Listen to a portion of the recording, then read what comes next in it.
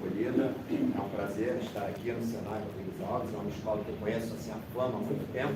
Nunca tinha vindo aqui a primeira vez, e nas primeiras visões que eu tive, fiquei muito bem impressionado pelas instalações e espero poder conhecer mais. Com certeza, você sempre bem-vindo, é uma honra para nós. Muito obrigado. Muito bom vocês poderem acolher a Ashley Brasil aqui, né, nessa oportunidade. Isso contribui muito, né, para a comunidade como um todo. Né? Com certeza. Bom, pessoal, então, nós estamos aqui realizando o segundo Refrigeration Day, né? É um evento anual, na verdade, vocês sabem, né? No calendário mundial tem data comemorativa para tudo. Tem dia da árvore, tem também o dia da refrigeração, né? E é exatamente hoje, né, nesse dia de hoje, que no calendário mundial se decidiu celebrar o dia da refrigeração. Então, é muito esse o espírito do nosso encontro aqui, né? Celebrar essa área tão importante que é a refrigeração. Então, eu resolvi fazer uma palestra que é justamente uma palestra que tem esse contexto, né, de celebrar a refrigeração, de reconhecer a sua importância, olhar como que a gente desenvolveu a refrigeração, né, qual a importância dela no mundo atual e qual é o futuro que se pode prever. Então, não vai ser uma palestra técnica, vai ser muito mais uma palestra assim, para celebrar a refrigeração, né? Espero que seja uma boa oportunidade para todos. E dizer também que a importância da gente ter esse espaço para celebrar a refrigeração é porque, finalmente, como já comentaram comigo algumas vezes, né, na sigla ASHRAE, né, o R é de refrigeração. Né? E, no entanto, sempre que a gente pensa, né, no nosso setor, na ASHRAE, etc., sempre aparece a questão do ar-condicionado. E eu percebo que muitas vezes faz uma grande confusão entre ar-condicionado e refrigeração. E são coisas que são distintas, têm uma interface importante, mas que são distintas, né? E a refrigeração, ela existe, sim, fora do ar-condicionado e, no entanto, não se olha muito para isso. Né? Então, espero que também seja uma oportunidade para a gente ter esse contexto de falar especificamente sobre a refrigeração. Né? Então, aqui, não estamos aqui para falar sobre ar-condicionado, tá? Estamos aqui para falar sobre refrigeração. Bom, essa palestra ela é apresentada pela ASHRAE dentro do programa de DL, né, de palestrantes distintos, né? Eu tenho a honra de ser um DL, né, da ASHRAE, assim como outros colegas são também, estarão aqui presentes outros colegas além de mim. Então, só fazer essa menção de que é dentro desse contexto que eu me encontro aqui. Também deixo aqui, quem quiser ir através do celular, aí já lê esse QR Code, vai poder acessar o meu material diretamente, fique à vontade.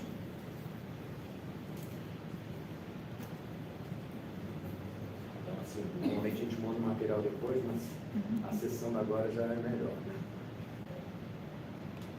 Se não tiver problema, depois a gente corrige. Ao final dessa apresentação, nós vamos também apresentar um outro QR Code para os senhores fazerem a avaliação da minha fala aqui como palestrante. Né? Ok? Posso seguir? Bom, já foi apresentado, então vou pular essa parte. E nós temos aqui um sumário, né, com esses 5 tópicos. Vou fazer uma breve introdução, depois falar sobre o frio ao longo da história, o frio hoje e o futuro do frio, e fechar com 2 slides de encerramento.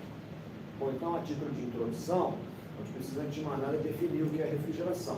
Né? Porque, como eu disse ainda agora, né, existe uma confusão entre refrigeração e ar-condicionado, são coisas distintas. Então, refrigeração, dentro do conceito assim, mais formal, né, mais acadêmico, né, é um processo. Né, é um processo que permite que se transfira calor de um meio a temperatura menor para um meio a temperatura maior. Isso é refrigeração. Né? Bom, e para isso a gente precisa de um refrigerador, né? O equipamento que nos permite transferir calor de um meio a temperatura mais baixa para um meio a temperatura mais alta é um refrigerador. Só que isso não acontece naturalmente, como vocês devem perceber. Né? O calor não passa do meio mais frio para o meio mais quente, o que acontece ao contrário. Né? Então, o refrigerador tem esse papel importante, né, de realizar algo que não é natural. Né? Só que para isso a gente precisa, né, segundo o enunciado lá da termodinâmica, de gerar alguma coisa, isso não vai acontecer naturalmente. Então, para isso, a gente precisa fornecer alguma energia, né, para que esse ciclo seja possível, para que esse refrigerador possa operar. Quem lembra da termodinâmica sabe que isso daqui é o inverso de um motor térmico. Né? Então, são máquinas importantes que foram desenvolvidas séculos atrás, né? Sendo que essa operação inversa do motor térmico, de certa forma, ela foi mais desafiadora do que o próprio motor térmico. Motores térmicos existiam mesmo antes dos refrigeradores. Bom, e que tipo de equipamento é esse que está aqui cumprindo essa função de refrigerador? Existem várias alternativas tecnológicas que foram desenvolvidas. Aqui eu cito algumas delas, né?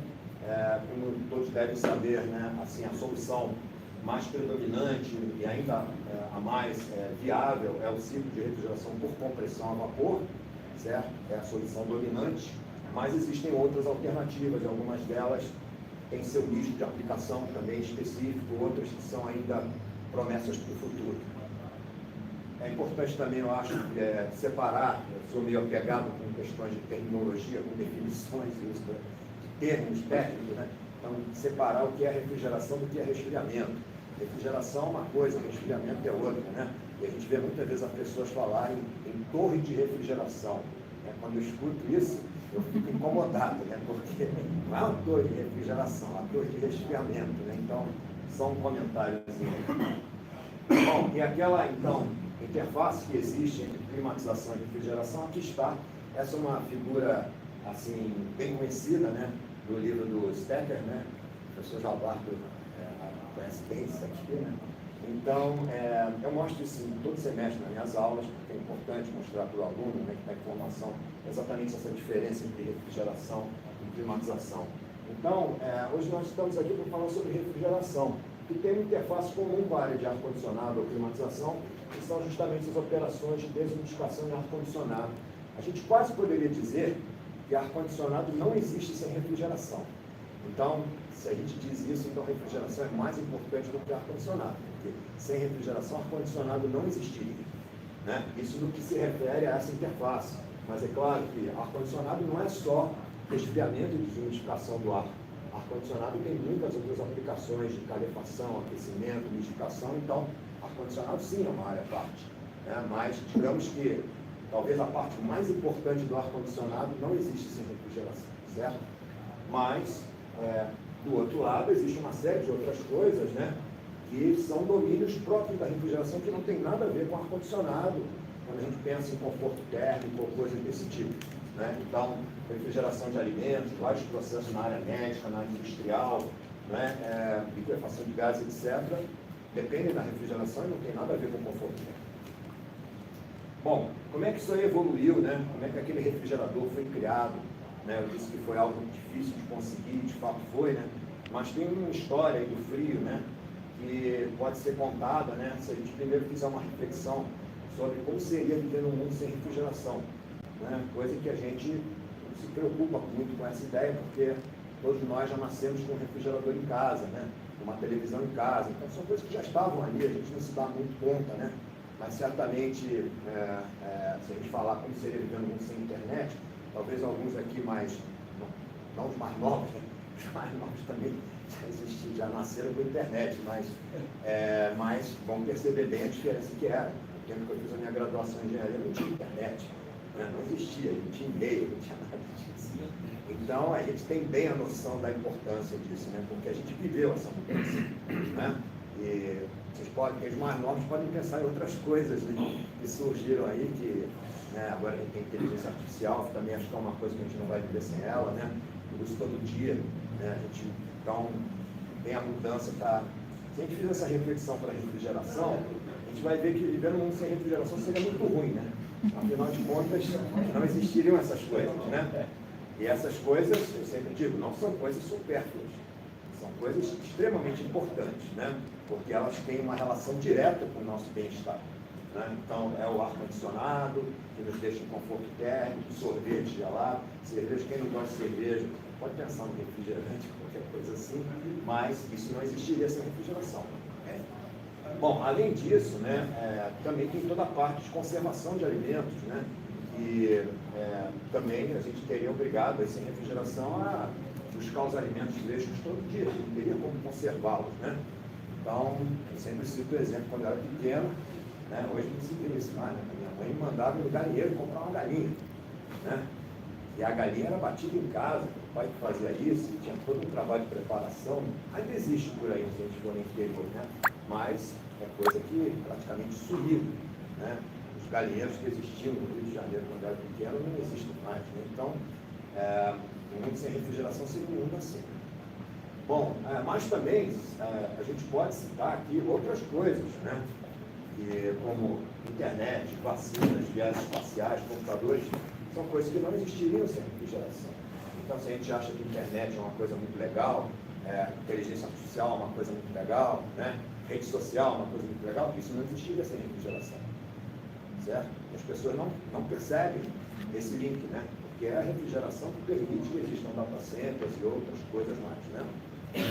Então, viagens espaciais idem, né? A liquefação de combustível para um foguete requer, né, um sistema de refrigeração capaz, né? Um sistema criogênico. É importante ter isso em mente.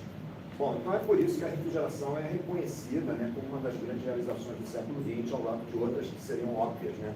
Que todo mundo lembra, avião, carro automóvel, etc. A refrigeração está aí meio invisível, mas é um avanço importante que permite que todas essas outras coisas existam. Mas nem sempre existiu isso, né? Então, durante muito tempo, o homem não soube produzir frio, digamos assim, né? Não foi capaz de produzir aquilo que o refrigerador faz. E aí ele dependia de meios naturais, né? Então, durante séculos, predominou o que eu chamo aqui de uma era do gelo, onde a gente dependia da exploração de gelo natural, né? Então, países com clima frio, né, exploravam o gelo no inverno, retiravam blocos de gelo da água congelada e isso transformou num grande mercado, né? Então, o Brasil, por exemplo, importava gelo de muitos outros países, né? Porque não existiam refrigeradores, né? Mas existia a necessidade de climatização, de conservar alimentos, etc. Então, isso era feito com gelo natural. E durante muitos séculos foi assim. Bom, nessa época, nessa era do gelo, né, as pessoas tinham em casa, né, ice houses, né, que eram meio que lugares onde se armazenavam grandes quantidades de gelo, né, que eram consumidos ao longo do ano, e dentro de casa tinham as geladeiras do passado, que eram essas ice boxes, né, que nada mais eram do que armários de madeira com excelente isolamento térmico, dentro do qual colocava um bloco de gelo, né, e esse bloco de gelo, então, em convecção natural, ele era capaz de manter aquele espaço ali a uma temperatura baixa o suficiente para conservar os alimentos, a manteiga e tudo mais, né? Então, isso é o que existia durante muito tempo, né? Bom, e isso envolveu aí um grande avanço, né?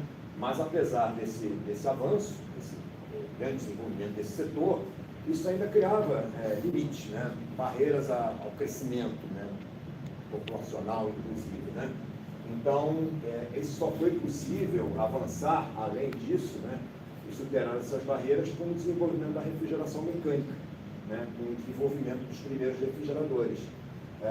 Uma das contribuições mais antigas, né, mais assim, iniciais, do embrião, assim, primeiro disso foi devido a William Keeler, né, que em 1756, então professor na Universidade de Edimburgo, realizou esse experimento aqui, onde ele colocou éter dentro de um reservatório, mergulhado em água, né, baixou a pressão do éter nesse reservatório, o éter, ao se evaporar, absorvia calor da água, e ele conseguiu mesmo congelar a água, né, segundo consta, lá em 1756. Então, houve esse experimento que, rapidamente, alguém teve a ideia, bom, então vamos substituir aquele bloco de gelo lá por um recipiente com éter, né? Eu não preciso mais do gelo natural.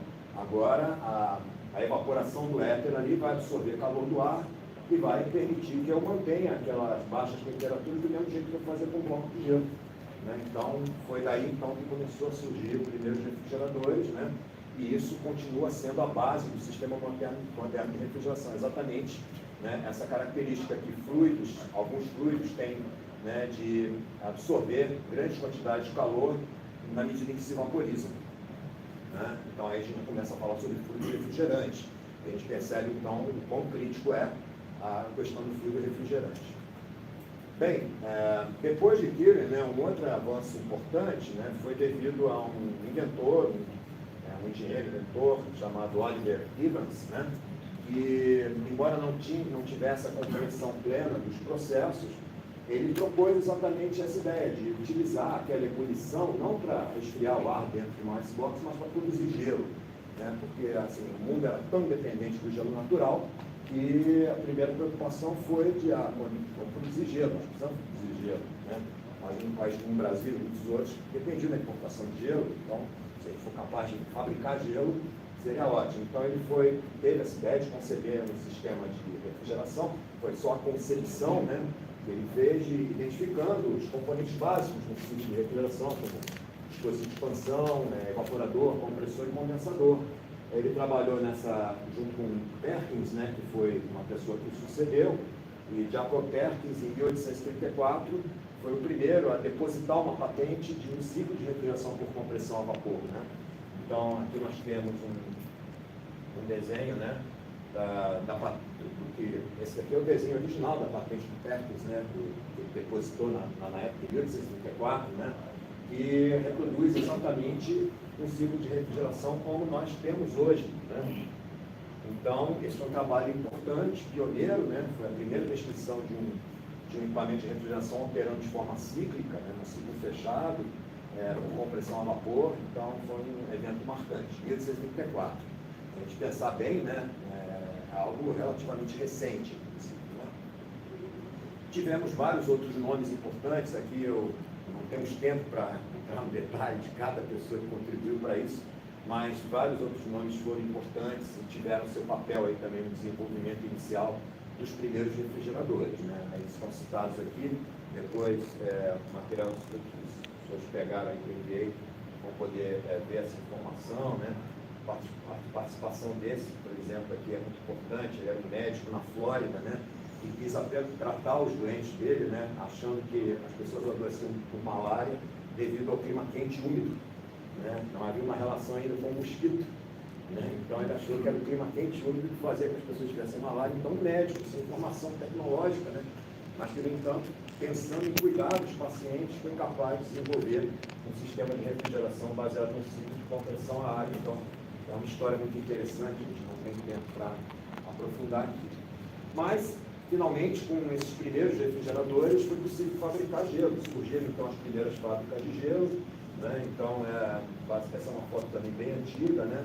Que mostra uma fábrica de gelo. Aqui vocês estão vendo as cubas onde o gelo é fabricado. Tem uma ponte rolante aqui que virou as cubas, né? Vocês viram que os blocos de gelo deslizaram de dentro das cubas. Depois isso aqui vai voltar para a vertical, vai ser preenchido com água e novos blocos de gelo vão ser formados. Eu não tenho a data dessa foto, né? Mas dá para se imaginar que é alguma coisa do início do século passado, né? Quer dizer, que deve ter uns 100 anos, mais ou menos. Mas refrigeradores, então, já permitiam que se fabricasse gelo, né? E isso foi um avanço importante, né? Porque tudo dependia de blocos de gelo. Então, quando se tem um refrigerador na mão, pronto, para funcionar, a primeira coisa que se pensou foi, vamos fabricar gelo.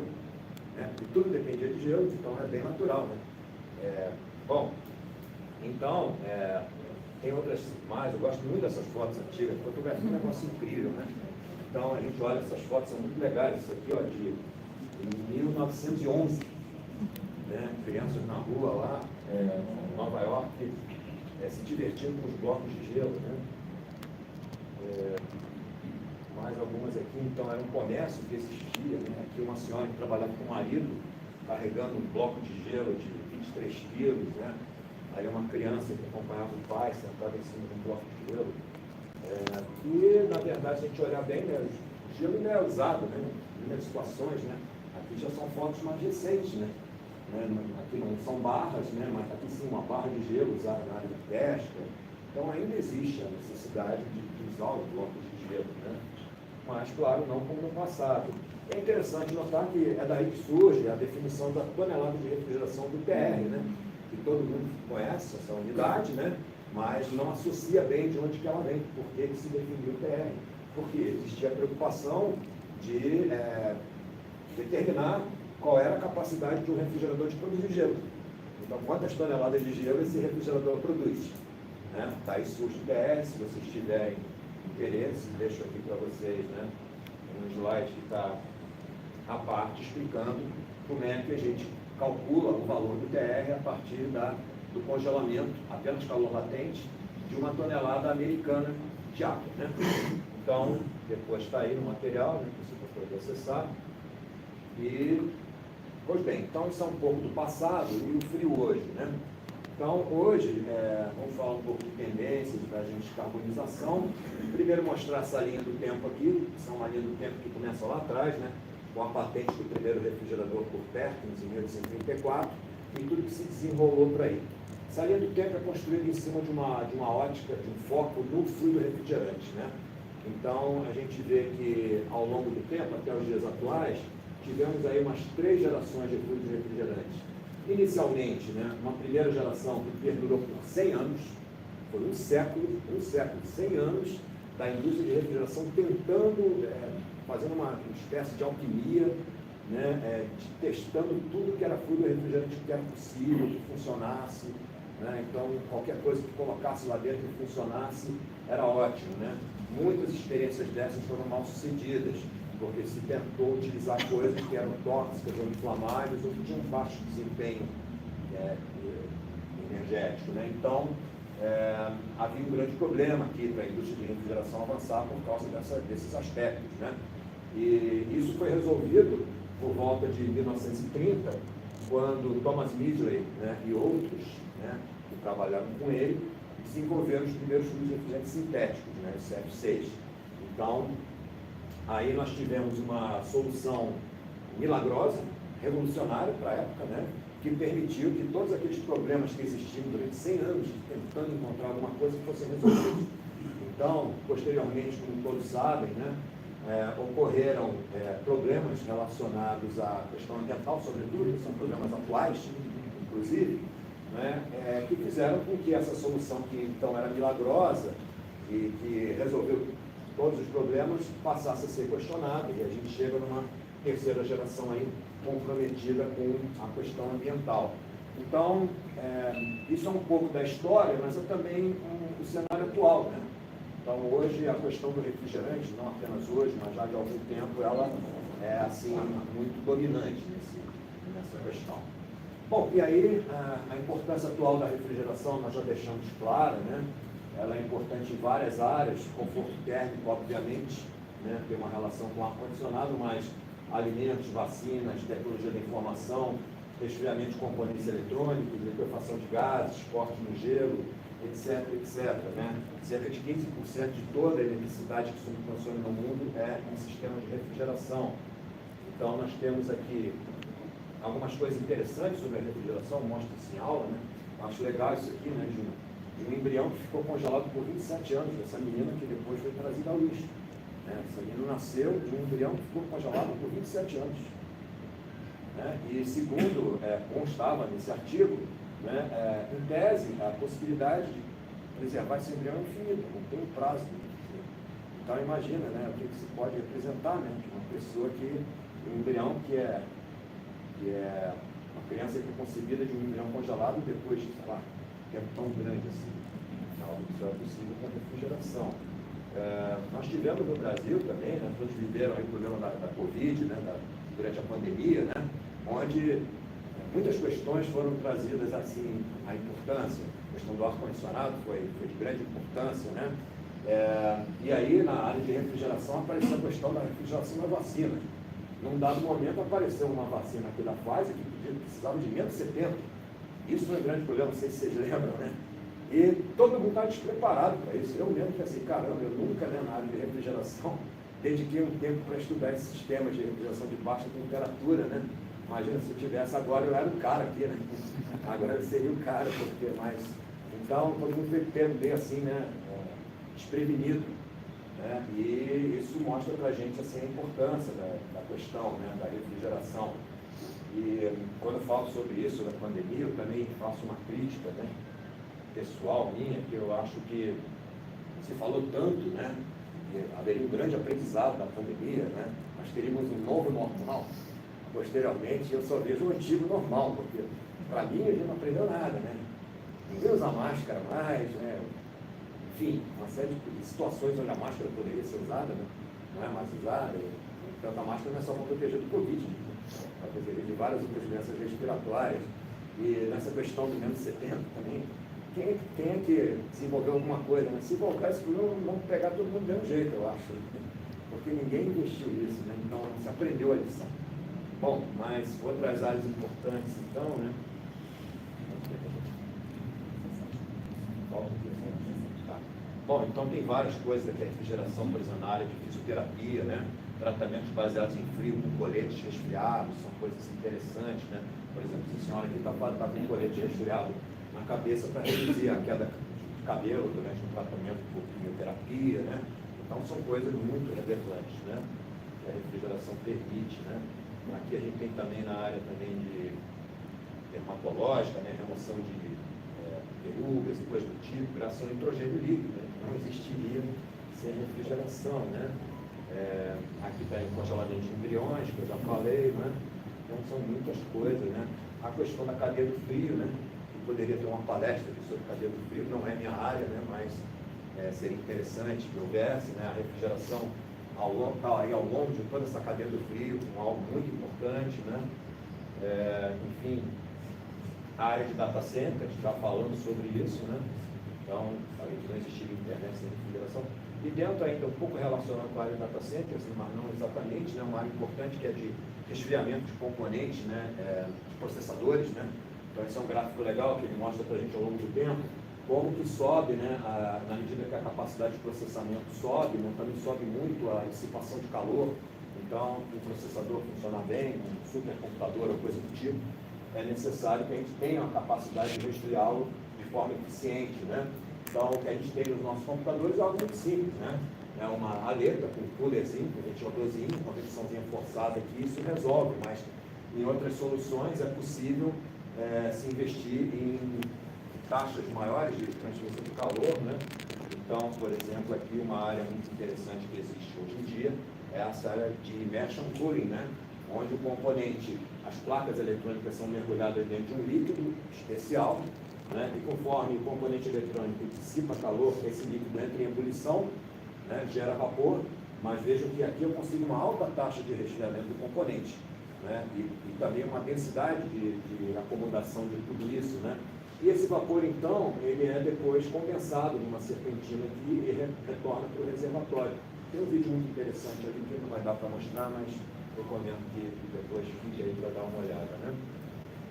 Bom, e aí a questão de liquefação de gases, que eu já falei também, né? Então aqui vocês têm, né, o Starship, né, o voo que foi feito. Ela funciona baseada nesses combustíveis líquidos aqui, né? E só estão aí porque existe um sistema de refrigeração capaz de fazer isso. Então não existiria viagem espacial, satélite, nada disso sem refrigeração também, né? Bom, e por fim aqui, ainda na área de liquefação de líquidos, né? Os navios de transporte de gás natural liquefeito, né? Que muitos países dependem enormemente disso, né? Desse insumo, que isso é possível também dessa forma. Bom, então, continuando. Tecnologias e inovações atuais, né? Existem toda a questão aqui dos fluidos refrigerantes, né? Então, tanto os fluidos naturais quanto os fluidos de baixo GWP, a questão dos mancais magnéticos e outras tecnologias associadas, trocadores de calor eficientes, internet das coisas, automação, eficiência operacional, tudo isso aqui é algo que vem em busca de sistemas mais eficientes e com uma implicação ambiental, né? Então, se a gente olha, por exemplo, para o coeficiente de performance do COP, do sistema de refrigeração, né? Então, a engenharia, né, ela tem, ao longo das décadas, né, feito esse COP aumentar, né? Então, aqui tem a curva de COP crescendo, tem a curva de quilowatts por PR diminuindo, um é inverso do outro, né? Só muda a unidade, mas vai só até 2000, né? Então, não tem um gráfico mais atual aqui, mas isso continua evoluindo, né? E acho que todo o esforço está em cima disso, né? O que a gente falou aqui atrás em trocadores de calor eficientes, fluidos refrigerantes, outras coisas, porque a gente tenta se aproximar do ciclo de Carnot, né? Então, a gente tenta eliminar todas essas irreversibilidades e com isso a gente tem um sistema de refrigeração que consome menos energia e que impacta menos o meio ambiente. Então, acho que esse é o esforço, né? Se a gente olhar aqui, então, tem o ex-presidente da Ashford, né, também sempre mostra essa fala dele, que deixa bem evidente, né, qual é o benefício de se melhorar a eficiência energética, né, aqui tem quilowatts por TR, por exemplo, de um chiller centrífugo, né. Aqui ele fez algumas contas para o mercado americano, evidentemente existem milhares e milhares de equipamentos desses lá, né? Então, um pequeno aumento da eficiência é capaz de reproduzir todo esse impacto positivo em termos de preservação do meio ambiente, né? Em termos de redução, né? De descarbonização, podemos dizer assim, né? Então, isso é muito valioso, né? E então, o que a gente espera, né, que essas novas tecnologias e inovações aqui citadas possam trazer. Né? Com relação a uma carga magnética, já falei, não vou falar mais do que isso, né? Creio que todos conhecem tecnologia, mas essas curvas ilustram bem, né, o benefício de, para o valor para eficiência em quilowatts por TR do uso de uma carga magnética. Né? É o caso dessa curva aqui, né, tracejada, que mostra valores menores, né, quando se usam valores menores de quilowatts por TR, ou seja, eficiências maiores quando se usa uma calma magnética, sobretudo em menores cargas parciais. Né?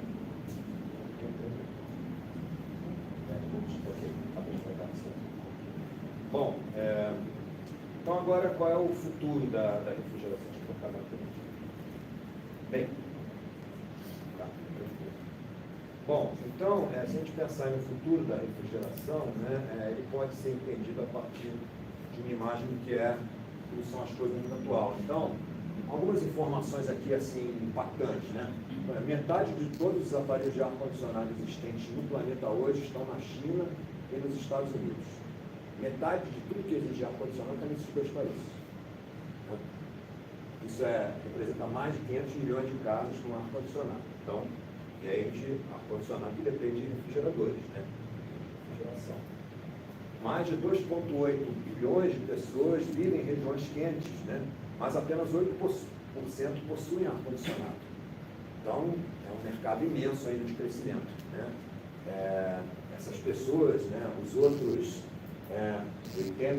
92% gostariam de ter ar-condicionado, né? Então, se metade disso vem a ter, cria um problema, né? Cria um desafio, né, de como atender essa demanda, porque é legítimo, né, a pessoa querer ter um aparelho de ar-condicionado, né, querer estar em conforto térmico. Isso deve ser buscado, isso é bem-estar, né? Isso deve ser buscado, mas de que forma, né? De que forma? A melhora na renda, então, do padrão de vida dos países em desenvolvimento aumenta a pressão por mais aparelhos de ar-condicionado, né? Então, daí é o desafio que se coloca. E estima-se que em 2050, né, nós vamos ter aí 5,6 bilhões de aparelhos de ar-condicionado contra 1,6 bilhões hoje, né? Então, esses são 10 novos aparelhos de ar-condicionado a cada segundo pelos próximos 30 anos. Então, nosso emprego está garantido, né? Todos nós, o mercado vai continuar crescendo enormemente, né? Esse não é o problema. Então, o problema é o desafio que se coloca que está associado a isso. Bom, e vai requerer então um aumento da geração de energia elétrica equivalente ao atual dos Estados Unidos, União Europeia e Japão somados. Então, de onde vai vir toda essa energia? Né? De onde vai vir toda essa energia? De que forma ela vai ser produzida? Bom, claro que um caminho, né? Em vez de pensar em construir mais usinas para gerar essa energia, né? Pensar em queimar carvão ou em qualquer coisa assim para gerar energia, aí tem que pensar primeiro em melhorar a eficiência desses sistemas de refrigeração uso. Então, como isso pode ser feito? Né? Então, na medida que eu seja capaz de fazer isso, eu consigo então reduzir significativamente essas emissões. Bom, dentro da questão da descarbonização, né, ou da estratégia para refrigeração por baixo carbono, né, essa é uma palavra aí meio da moda, né, descarbonização, mas tem todo um significado e importância, né? Então, aqui eu coloquei três tópicos assim, importantes, assim, quais seriam as estratégias que se baseariam nesses 3 pontos, né? Primeiro, energia limpa e operação eficiente. Então, essa energia que vai ser necessária, na medida que ela venha de fontes renováveis, limpas, que não gerem emissões, ótimo, beleza, está resolvido, está aí a energia que é necessária sem causar um impacto, né? Sem carbonizar. Uso de motores, compressores e controles que permitam um corte elevado, né? Isso é necessário, porque evidentemente não se vai mudar de uma hora para outra, de uma matriz suja para uma matriz limpa, né? Então a gente vai continuar gerando emissões, isso é inevitável. Então é importante que se continue investindo em eficiências energéticas elevadas. Aproveitamento de calor residual, né? Isso tem a ver também com melhorar a eficiência do processo como um todo. Então, existem muitas soluções de free cooling, etc., que permitem, né, que a gente não precise consumir mais energia, instale uma capacidade menor, já que há uma recuperação de energia. No segundo ponto, redução de emissões diretas, isso aqui tem a ver com fluido refrigerante. Então, uso de refrigerantes naturais, GWP zero, né? Mas o GWP é uma parte do problema, né? Se a gente pensar em TEWI, né? E levar em conta também o impacto associado ao consumo de energia, né? Então, a gente vai perceber que não é só o refrigerante, né? O refrigerante só passa a ser um problema quando ele vaza. Então, na medida que ele não vaza, o sistema está operando, ele continua tendo impacto direto. Então, daí a importância do primeiro tópico, né? Mas, se a gente pensar exclusivamente no refrigerante, então, sim, usar refrigerante com GWP zero é uma solução importante, né? Já defendida há muito tempo, já até 20 anos que a gente fala nisso, né? Mas o design para mínimo volume e vazamentos, né? Então tem um desafio de engenharia de projetar equipamentos, componentes, trocadores de calor que tem um volume mínimo de refrigerante dentro, porque se a carga de refrigerante é pequena, então em caso de vazamento, a quantidade que vaza é pequena, então isso se reverte num pequeno impacto equivalente de CO2 na atmosfera, né? E é claro que isso é uma preocupação moderna, né? Lá no início da indústria de refrigeração, ninguém preocupava com o volume interno dos componentes, né? Então, as cargas de refrigerante dentro dos equipamentos eram muito altas, né? Mas hoje a gente tem essa preocupação.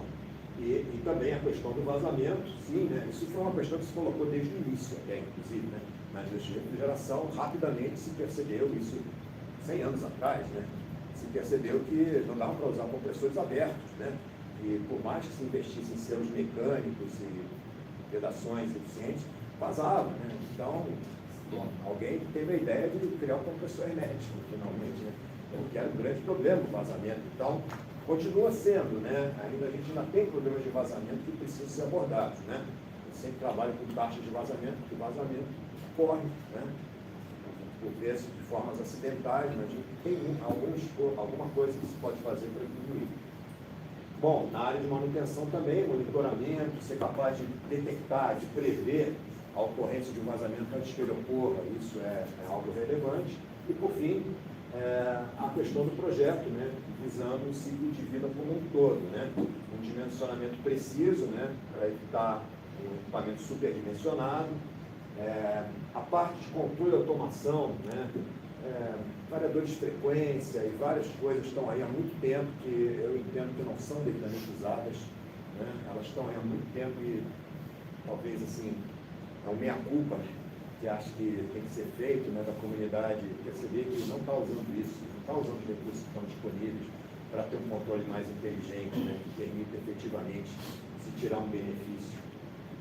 Idem na manutenção, né? Na manutenção, tem muita gente boa trabalhando na área, a manutenção preditiva é uma prática, mas a gente percebe que existe um potencial grande de evolução com a questão da internet das coisas, né, computação em nuvem, enfim, inteligência artificial para realizar uma manutenção preditiva inteligente, né?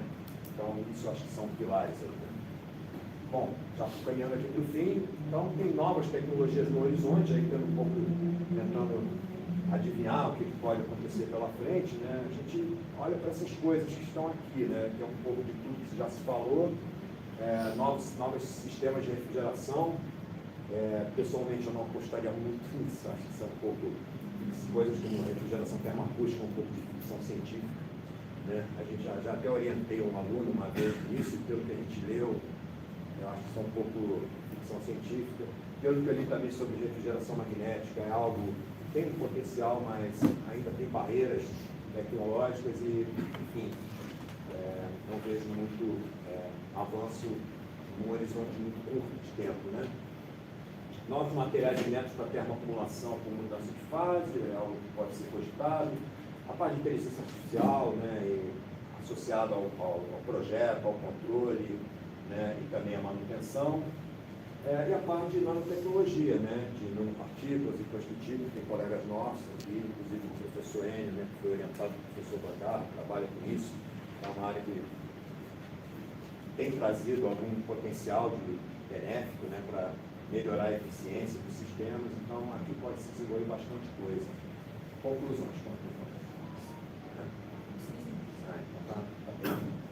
Corri bastante aqui porque eu tinha mais slides do que necessário, do que deveria, do que era recomendado. Mas, bom, conclusões.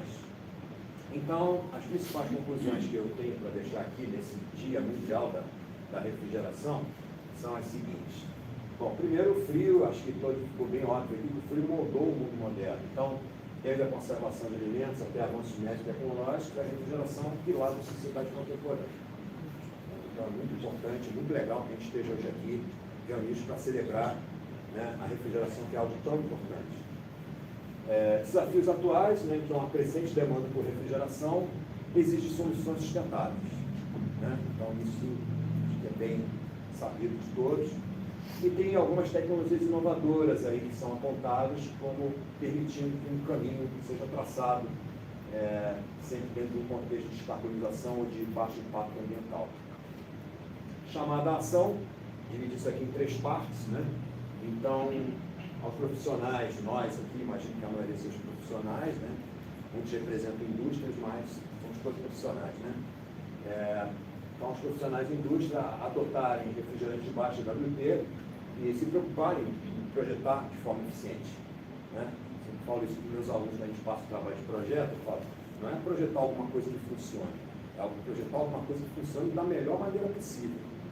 Certo? Então, se preocupar com a eficiência. Às vezes, pequenos detalhes dentro de um projeto permitem que você ganhe em eficiência. E essa tem que ser uma preocupação de quem está projetando. Não apenas projetar alguma coisa que funcione, tá?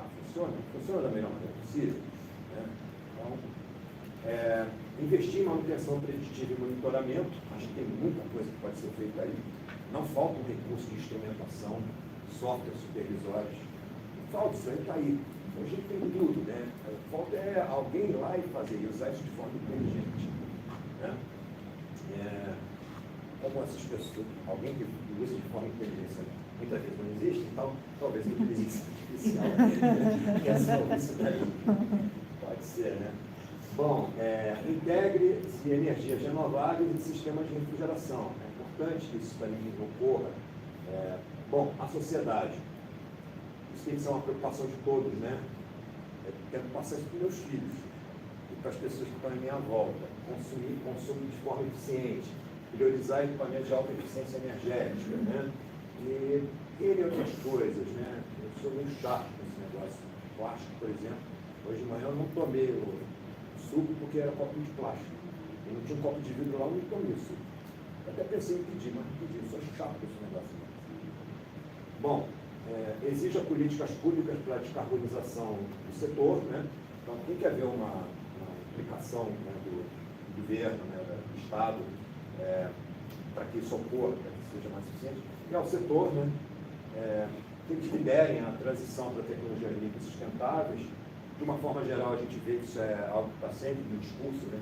Sempre que alguma indústria, alguém do setor vem falar, sempre isso aparece no discurso hoje em dia.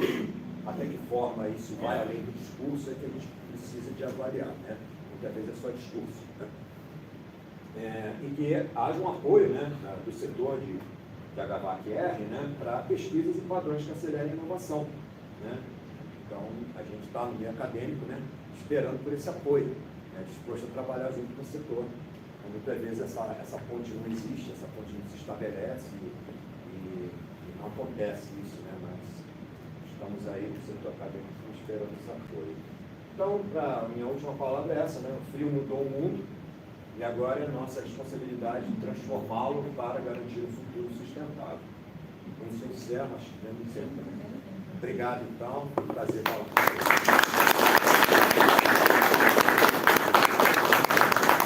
Obrigado. E antes que eu esqueça, né? Peço que vocês leiam esse QR Code aqui. É o mesmo que vocês vão poder usar para as outras palestras que vão se seguir, tá? Então, para poderem avaliar a palestra que eu fiz e dos demais colegas que vão aqui. Tá? Isso é uma exigência do programa da ASHA de IBERs, tá? Era isso. Sobre a ASHA já foi falado bastante aqui. Obrigado.